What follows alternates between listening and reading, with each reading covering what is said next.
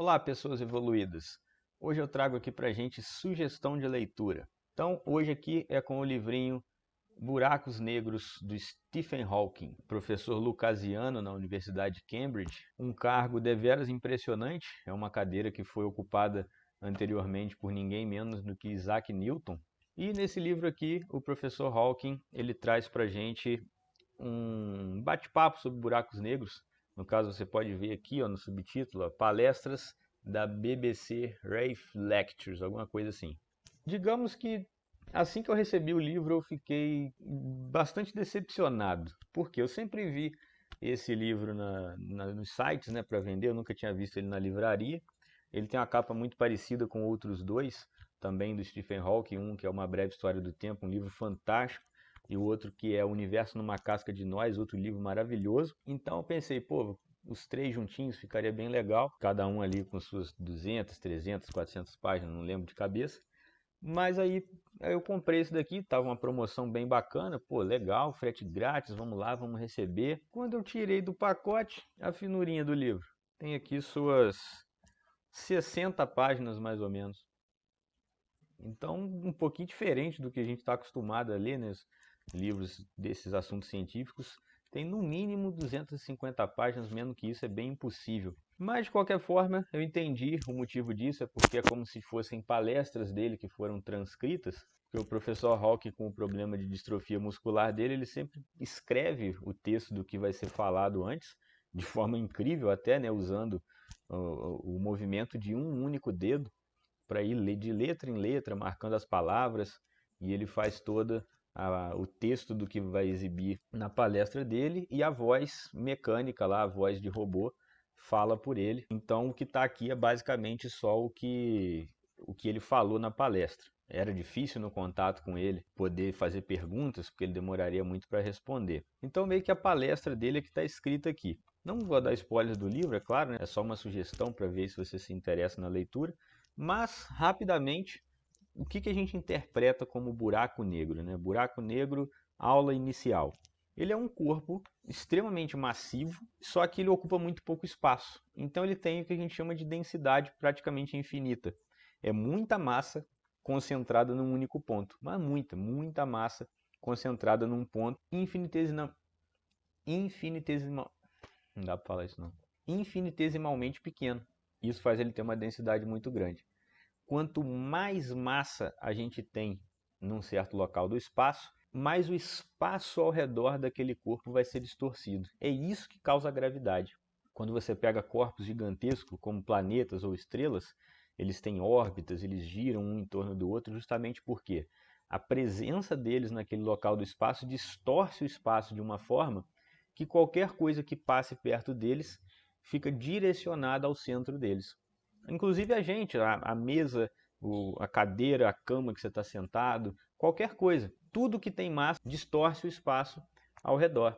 E isso é o que gera a gravidade, o campo gravitacional. Só que nós temos uma massa insignificante, não faz muita diferença na questão gravitacional, diferentemente de um planeta, de uma estrela e com certeza também o buraco negro. O buraco negro ele é normalmente o resquício de uma estrela gigantesca que teve todo o seu ciclo de vida, né, entre aspas, porque não é um ser vivo, assim, do jeito que a gente interpreta, mas quando uma estrela encerra o seu combustível, se ela for uma estrela supermassiva, ela vai se expandir, depois vai se contrair numa velocidade muito grande, vai causar a tal da explosão que a gente chama de supernova, e o que sobrar de massa às vezes pode ter ficado tão comprimido, mas tão comprimido, que vira um ponto chamado de singularidade. É naquele ponto ali que a distorção do espaço está tão intensa por causa da quantidade de massa impressionantemente grande num local tão pequeno, o espaço se distorce todo para aquele ponto e tudo que passa por ali acaba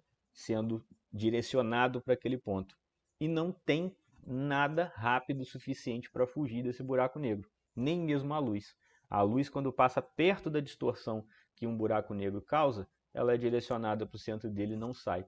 Por isso que a gente chama de buraco negro, porque a luz cai ali e não tem nada que saia dali. Porém, tem uma pequena exceção. O próprio professor Stephen Hawking, ele foi o responsável pela descoberta de uma coisa que a gente chama de radiação, recebeu o nome em homenagem a ele, radiação Hawking, mostrando que tem uma coisa ou outra sim que sai do buraco negro, indicando que depois de muito tempo na escala cósmica, esses buracos negros poderiam ir perdendo vagarosamente a sua composição, a sua massa e eventualmente se desfazerem. Então, basicamente, nesse ponto principal, onde toda a distorção do espaço converge, fazendo com que tudo caia ali para dentro, você tem um limite. Pode pensar, por exemplo, um funil. Imagina que você tem um funil desses que a gente tem em casa. Pega uma bolinha de gude e bota para rodar naquele funil. Se ela tiver velocidade suficiente para rodar ali dentro, ela vai ser arremessada para fora. Ela gira, gira, gira e pode até sair. Se ela tiver uma velocidade mais ou menos, talvez ela se mantenha girando sem cair para dentro do buraco do funil. Mas se ela não tiver velocidade suficiente, ela despenca e cai lá para o fundo do funil. E a questão do buraco negro é essa: nem a coisa mais rápida detectada até hoje, que é a luz, consegue escapar.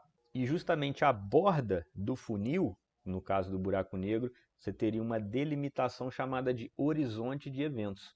A partir dali, qualquer coisa que entrasse ali seria uma puxada tão forte gravitacional ali para dentro que não conseguiria escapar. Então são propostas bem interessantes que a gente encontra aqui nesse livro do Hawking, também no Universo numa Casca de Nós, dizendo sobre, por exemplo, a espaguetificação. Aí o pessoal fala, não, tá maluco, espaguete, o que tem a ver isso, né?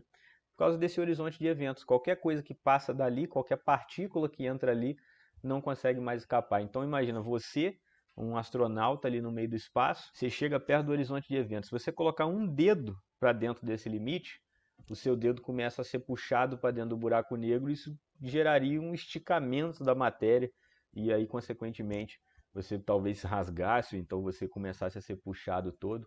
É toda uma viagem cósmica que a gente não teve como experimentar na prática, porque o buraco negro mais próximo da gente está muito longe, ainda bem, né? Senão a gente poderia acabar se ferrando com isso. Mas tem situações bem interessantes sendo propostas na ficção, como por exemplo no filme Interestelar. Tem a parte muito bem baseada na física, claro que tem a ficção da coisa. Não vou dar spoiler do filme, mas tem uma cena que a partir de uma certa cena, aí virou ficção pura, porque não teria como a gente determinar que é aquilo que acontece.